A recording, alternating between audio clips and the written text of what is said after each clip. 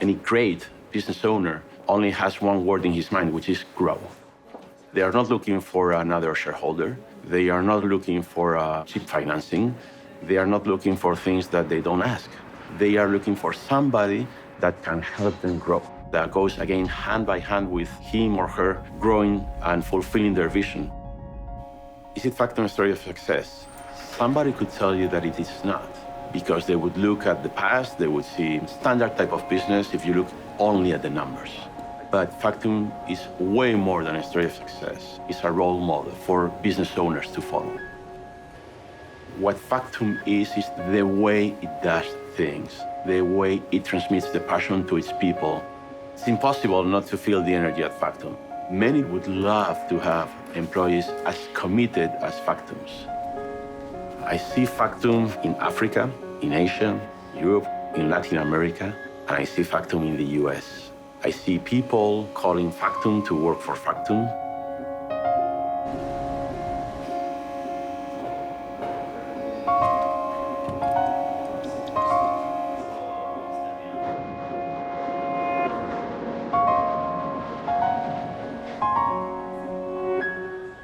My obsession is making things.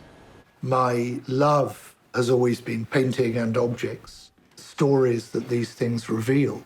If you listen to the voices of all of these objects, there's such an extraordinary array of imagination that can take you to places that you've never imagined. Factum arte literally means to get something done. We build bridges between artists, technology, and traditional craft skills, a playground for artists.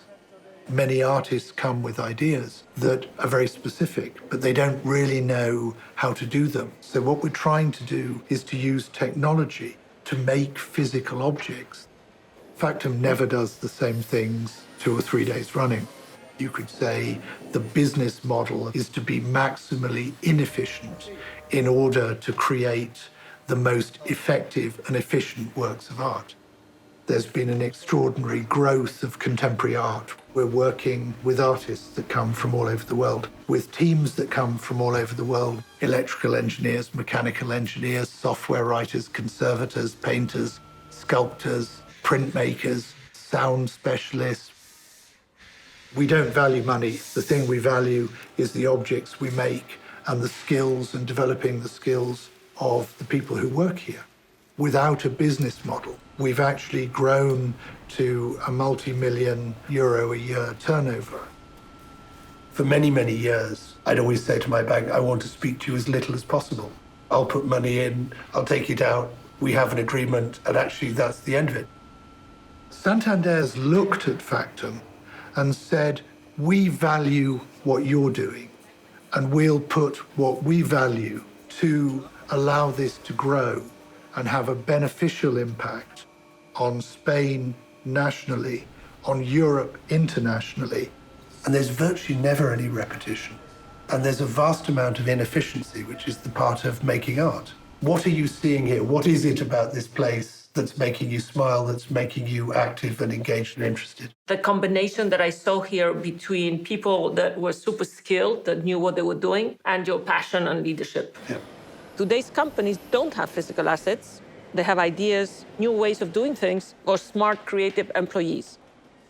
Many years ago, I set up my own small company, and I was talking to a bank.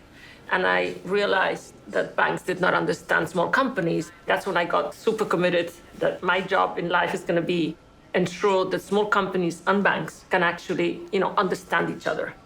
People usually see a bank as somebody who lends you money. We need to be much broader, be a partner. For banks, it used to be relatively easy to finance business. Companies had physical things. They owned assets like land, tools, physical products, so perfect collateral to secure a loan. When it comes to companies like Factum, where basically it's you and a team, it's much harder. How can I gain your trust? At the end, the answer is understanding and personal relationships. The biggest thing that happened when, in a way, we first met, we're actually sharing something. Most of the time when I'm talking to banks, I'm talking to someone who I feel doesn't understand the frame of reference that I value, has a frame of reference So there's no trust. We brought to you people, real people with experience, is the only way forward. Part of where the vision that you've articulated is how do you keep a human touch when everything's depersonalized? That's exactly the difference between Santander and all these big digital faceless platforms. Yeah. At the end, it's about really being there for a reason because you can make a difference. We can help millions of people do better. I would love the technologies we're developing for recording sculptures, manuscripts, or for developing new methods of three-dimensional capture that are photographic to be taught to people around the world and transferred, to give local communities the means to preserve their own cultural heritage is something of extraordinary vision and extraordinary value. And we're very, very, very grateful to Santander for valuing what we believe in and for helping us to accelerate.